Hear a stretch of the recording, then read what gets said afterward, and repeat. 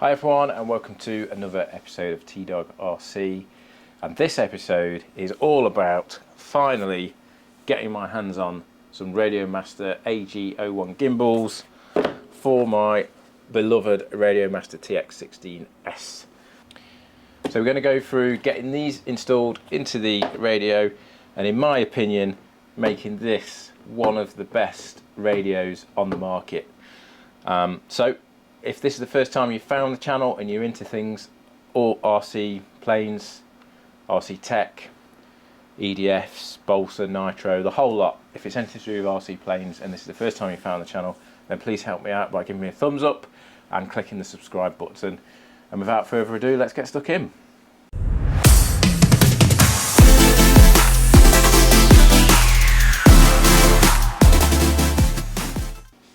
So this is my beloved Radiomaster TX16S, which I've already done quite a lot of work to. If you see the video up here, when I first got this was just the standard TX16S, and they didn't do at the time a carbon fibre and a gold version, so I bought the necessary components to do it myself. I think you can actually buy one now that's in this colour.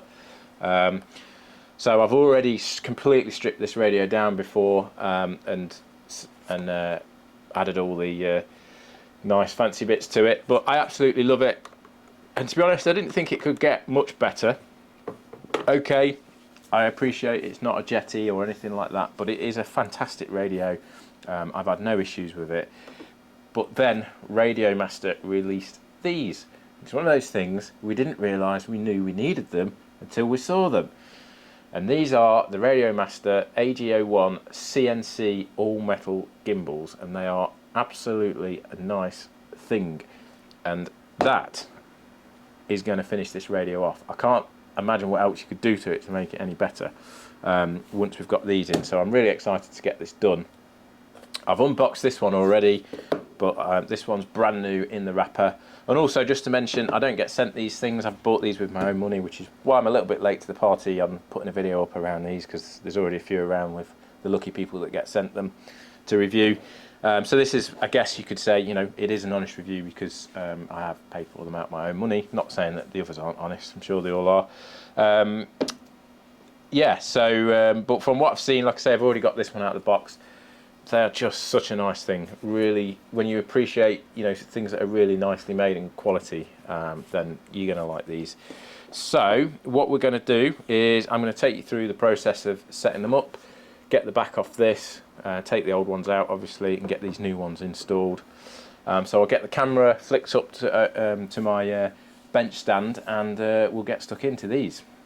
Okay, so here we have the two gimbals. I did mention that I have already opened this one. This is the aileron and elevator, and then this one is the throttle one, which I've not opened yet. For a while it seemed that you could buy them separately, but you couldn't buy them as a set, and obviously buying them as a set's a little bit cheaper. Not quite sure why that was the case, because I don't even know why you could get both of them separately. But that seems a bit odd, really, because the only time I can imagine you'd want to buy one is if you'd already installed these and they, you know, one of them had broke or something like that. But you know, I guess they're still under warranty anyway because they've only just come out. So a bit of a strange one, that. But eventually, here in the UK, we were able to get hold of the set. So that's what I've got here. So let's take a look at this one, which is the throttle. And even the way these things are packaged is very nice, akin to a fruit-based mobile phone. Just they've put a lot of thought into this, so it's a nice quality box. And then this is what you get inside. So you get a little Allen key, and then you get some oil, some grease, should I say. So we'll have a look at that in a minute. Let's just get the main gimbal out. Oh yeah, and then you would get some extra springs here and some spare screws. And there's also a little instruction manual there as well. So let's just get this out. So it's nicely wrapped as well. Even this bag's like a nice soft plastic. It's not a horrible sort of cheap crinkly thing.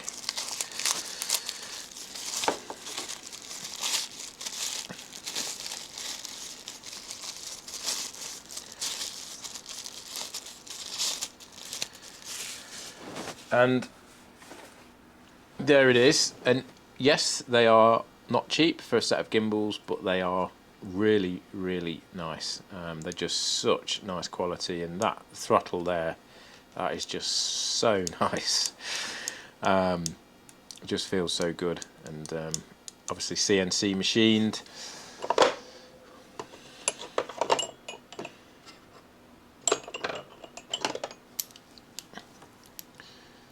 All metal, so metal faceplate, metal gimbals.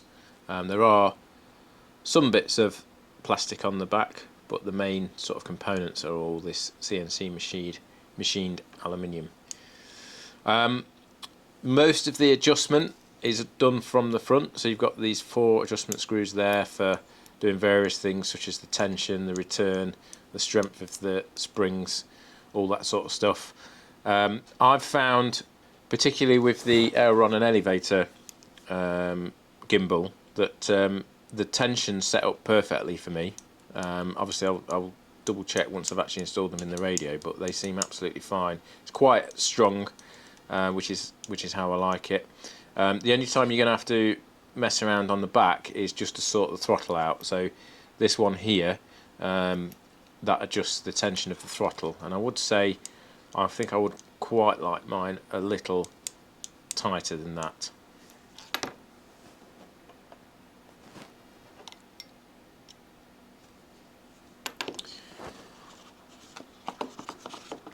You do get in the box a little Allen wrench, so you can adjust this. So just to make this a little tighter,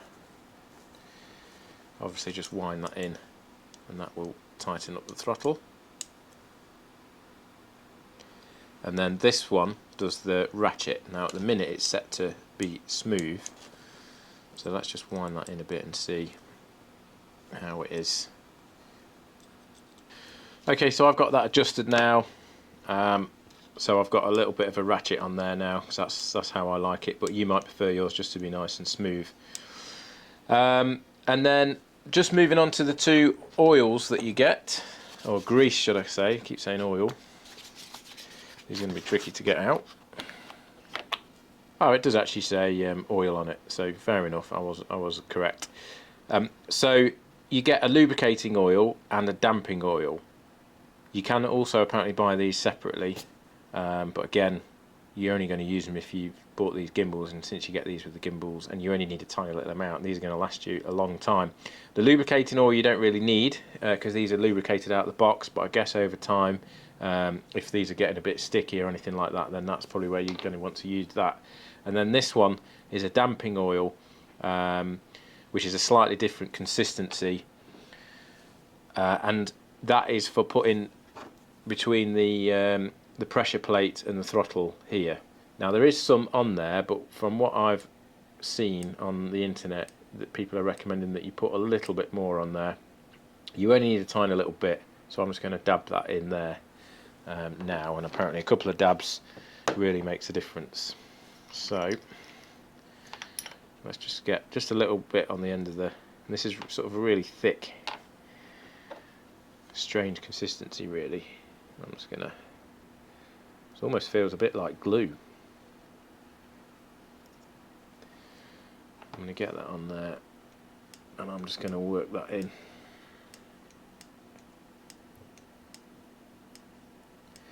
And then just put one more dab in.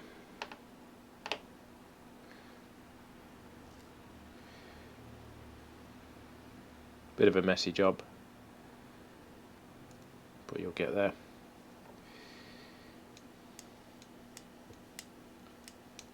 There we go. Nice. Obviously Hall effect gimbals, so no worries about any physical moving parts for the gimbals, for the sensors should I say. They're all effect, so that's good. Then you've got this aggressive, if you like, thumb plate here, but I quite like that. it's not too bad. But if you stick your thumbs in pretty hard, then yes, it is quite quite sharp, but I'm sure you'll get used to it. Certainly a really nice grip on there. So that's how they are out the box. So let's get them installed into my Radiomaster. So first thing we've got to do is we've got to get the back off this. There's 4 posi drive screws or crosshead screws. We need to take the battery out, take the JR bay out, and then there's these 2 Allen bolts on top here as well that we've got to take out. So let's get that done first. So take the JR bay out, take the battery out,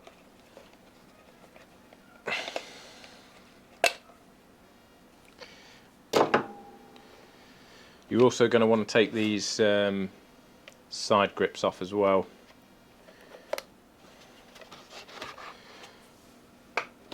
So you don't have to take these top ones all the way out, you just have to loosen them off. Okay, so next we've got the 4 crosshead screws. One of the things I've done, by the way, is I've used the case from the Radiomaster, the lid, just to act as a bit of a rest, so I'm not sort of damaging the front of the radio whilst I'm doing this. Just a little tip for you there. Okay, then once we've removed the screws, we've got to get the side grips off, which is a little tricky, but you just got to sort of clip them off like this. There is a little slot there that you can kind of just about get your finger in to get it started.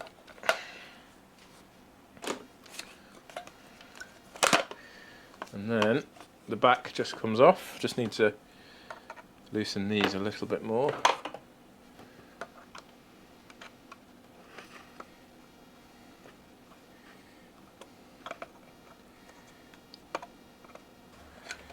Okay, and then just one thing you have to watch is that the speaker cable is connected. So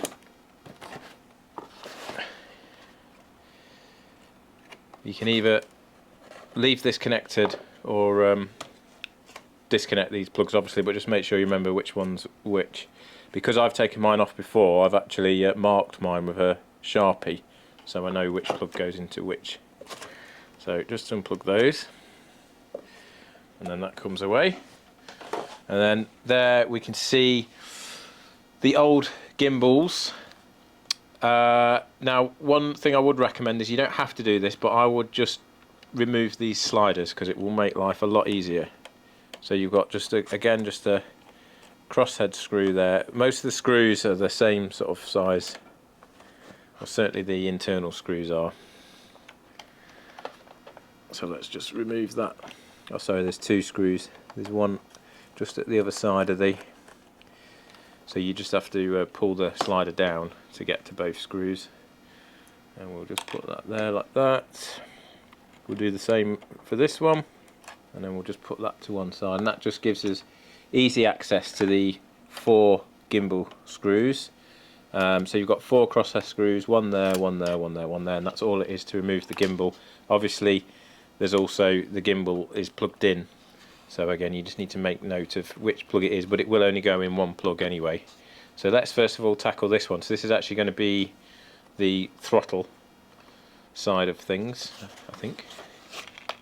Sorry, no, that's the air on an elevator side. So let's unplug that first of all. So just give it a pull and it will come unplugged, and we'll get these 4 screws out. Okay, that's those undone. So with a bit of luck the gimbal comes out, and it does. Let's just grab those screws. So there's the old gimbal. I have got a faceplate here, so that's the first one, and this is because I've upgraded it. So I've got to pull this out, Okay. Now some people that I've seen have got another plate in here, but you need to make sure that you take all the plates out. So you shouldn't have anything. So it should be like this basically. It's just the plastic, because otherwise it gives you the wrong spacing when you come to put the new gimbal in. Okay, so we're going to get the new gimbal. Make sure we've got the right one.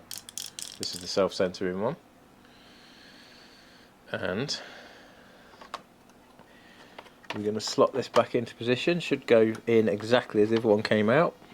We're just going to go back in with the 4 crossheads just to secure this down.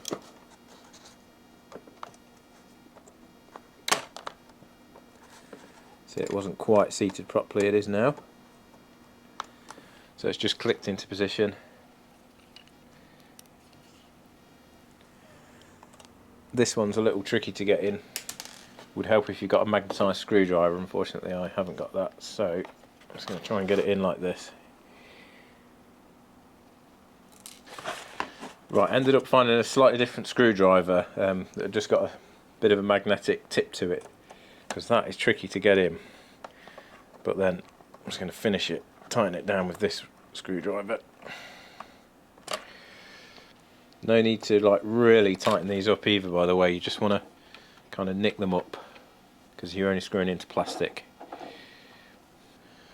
Okay, that's screwed in place now, so just got to get this and plug this back in.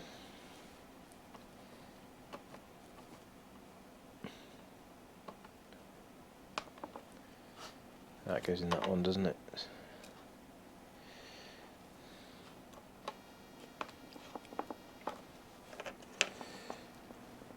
Get that plug back in there.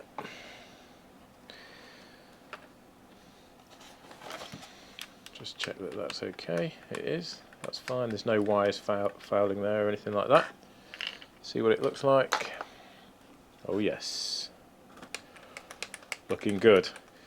Okay, I'll get the throttle one installed. Obviously it's the exact same procedure, so I won't bother going through that. And then I'll be back in a second. Okay, so that's both new gimbals put back in place. Fairly easy process. Like I said, just to recap, it's advised to take these sliders off first. Then there's 4 crosshead screws to get the gimbals out.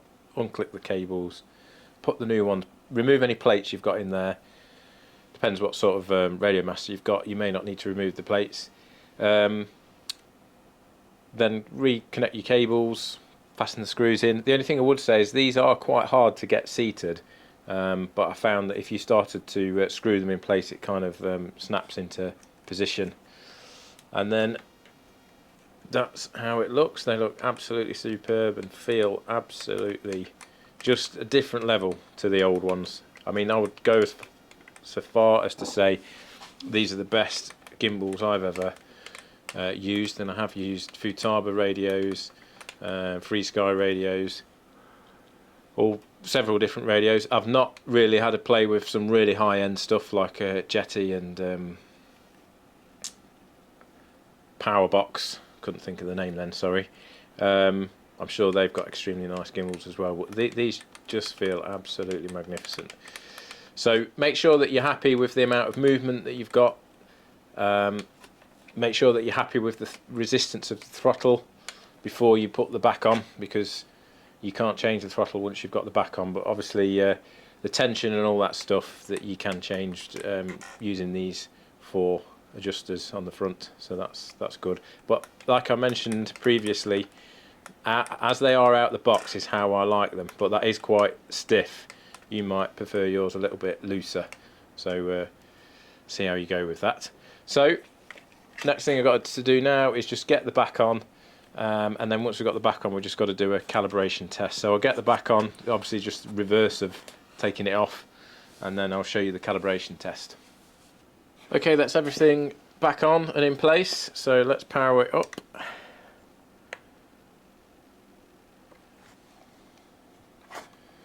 That's a good sign, it powers on. Return to launch.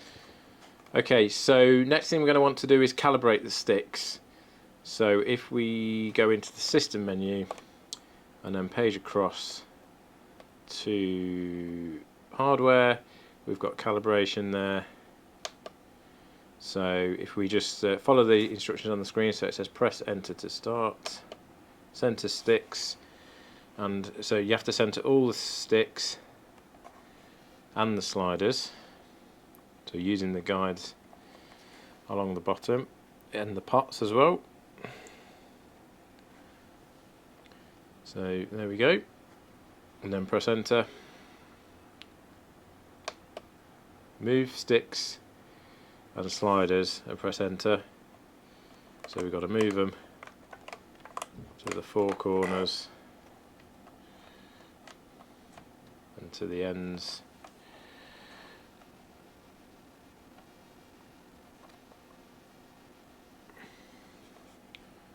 Okay, and that's it, that is done.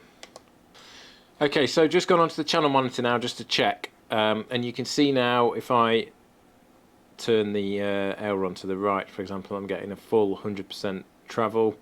I've got my dual rate set to 100%. That's something that might catch you out depending on how your model's set up, but obviously if I have my dual rates set to sort of the load position, obviously I don't get the travel. So you want to make sure you haven't got that on.